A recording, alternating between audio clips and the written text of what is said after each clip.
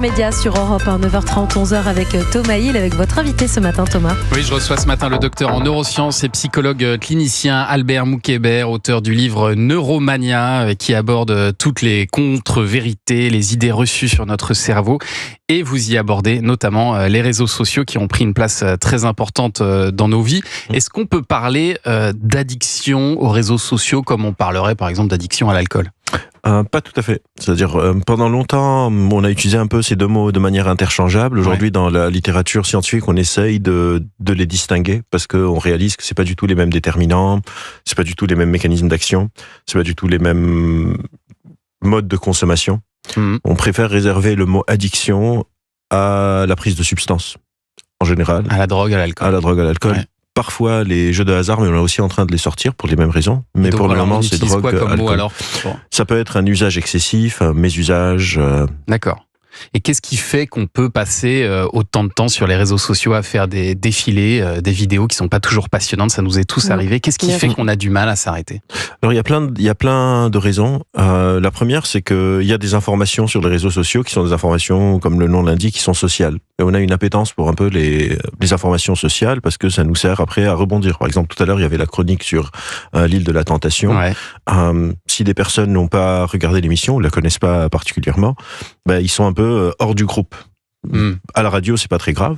Mais si on était un groupe de potes et il y a un nouveau truc qui est viral ou une nouvelle série Netflix, c'est pas juste les réseaux sociaux, c'est vraiment les informations dont on parle, il y a un risque de sorte d'exclusion. S'il y a une guerre, s'il y a une crise économique, c'est un peu comme les nouvelles aujourd'hui, c'est-à-dire des gens vont sur les réseaux sociaux pour plein de raisons et c'est pas juste une question, comme on peut l'entendre, de plaisir ou de likes ou d'addiction à une sorte de neurotransmetteur spécifique. C'est aussi juste pour être au courant. C'est pour être au courant, c'est pour reprendre des nouvelles, c'est aussi, il y a la dimension, on appelle ça l'architecture du choix, c'est-à-dire les plateformes sont créées de manière à ce qu'ils puissent retenir l'attention de l'utilisateur, que ce soit avec le scroll infini, c'est-à-dire la page se termine jamais, donc on peut scroller pendant très longtemps. Le fait qu'on va nous montrer des choses qui nous intéressent avec les algorithmes et l'éditorialisation du contenu. C'est un peu comme s'il y a une radio et chaque personne, quand elle allume sa radio, elle a l'émission qui lui convient. Il y aura plus de chances que les gens restent dessus. C'est extrêmement bien ciblé, en fait. C'est extrêmement bien ciblé, c'est extrêmement bien designé. Et aussi, il y a des leviers même politiques, c'est-à-dire, par exemple, la majorité des médias sont aujourd'hui aussi sur les réseaux. Donc, ça centralise aussi l'information.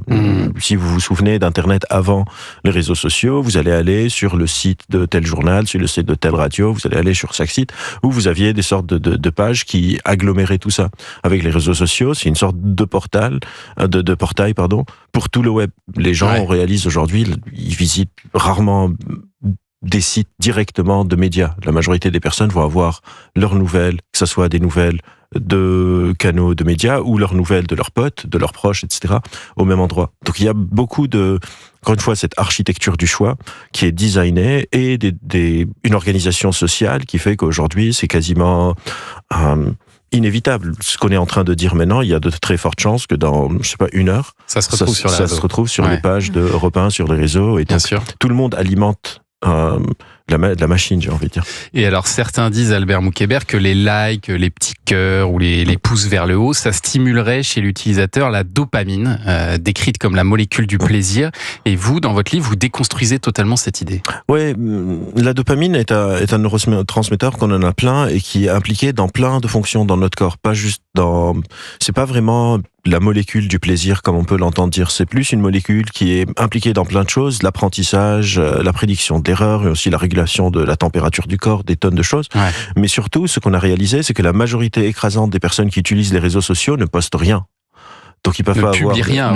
Ouais, ils regardent juste. Ils n'ont pas vraiment de like pour avoir leur shoot de dopamine parce que ils sont juste en train de scroller. Certains ne like même pas, ne partagent rien. Ils sont juste là, passivement en train de lire, de voir qu'est-ce qui se passe et ils interagissent pas vraiment avec le contenu.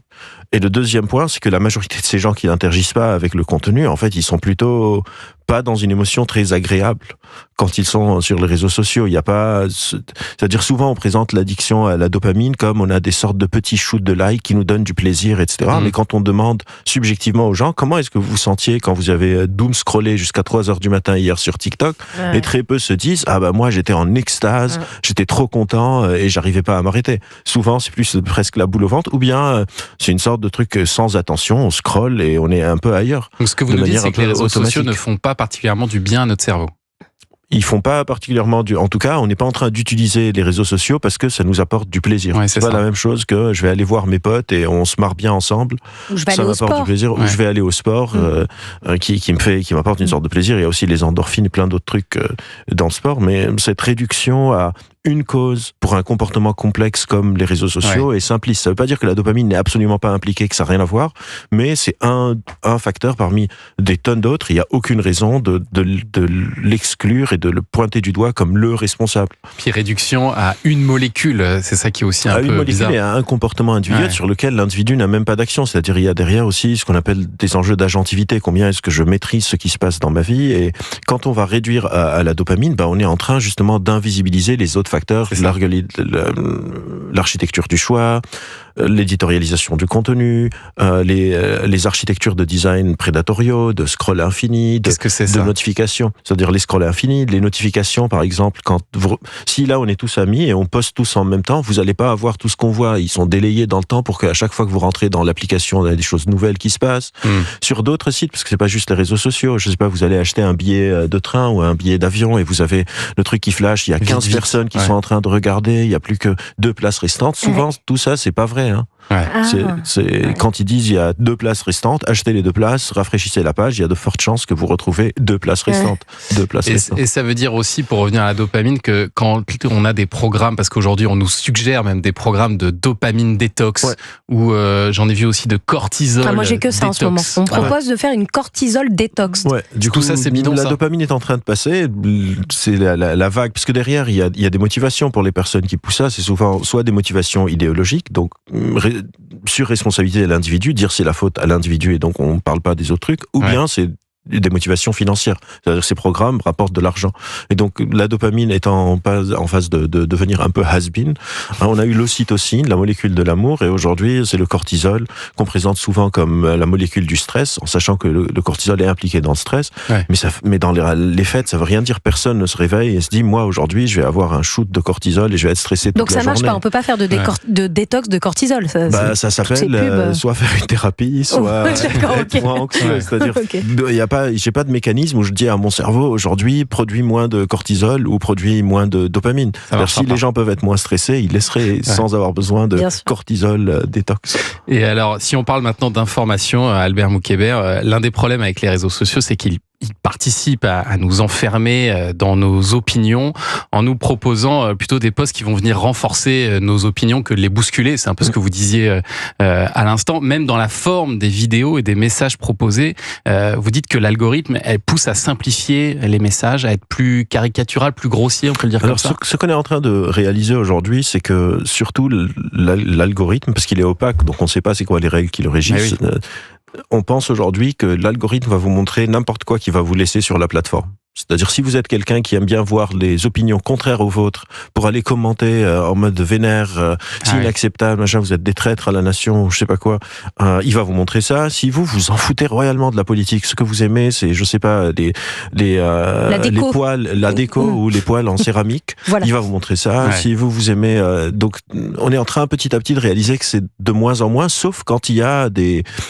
raisons politiques. Par exemple, on sait que sur Twitter, Elon Musk est en train de booster tout ce qui va dans son sens, parce qu'il s'est engagé en politique. On sait qu'il y a ses propres posts à lui même, et ses propres posts à lui. Il a changé le code de Twitter. Si vous êtes abonné ou pas à Elon Musk, quand il poste, il va être en haut de votre timeline. Il y a pas, on a même un screenshot du code qui a été changé et tout.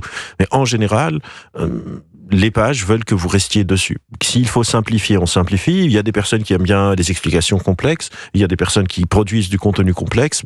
C'est ce qu'elles vont avoir dans leur fil. L'important, c'est de rester sur la plateforme. Donc, si on s'intéresse à des vidéos scientifiques et intéressantes comme ce que vous proposez, et petit à petit, ça va améliorer notre algorithme. D'avoir des choses scientifiques. C'est pour ça, on peut manipuler.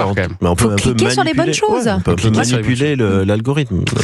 Parfait, ça c'est une bonne nouvelle. Restez avec nous, Albert Moukébert. On va faire tomber quelques idées reçues sur le cerveau grâce à vous, votre livre Neuromania dans un instant. Et je pense que les auditeurs vont être surpris parce que c'est simple, je crois qu'à peu près tout ce qu'on croit connaître sur notre cerveau est bidon. Mais d'abord, c'est le journal des médias qui arrive, le journal de Julien Pichenet. Oui, le journal des médias de Julien Pichenet. Et ce matin, on va parler de la dernière semaine de la chaîne C8.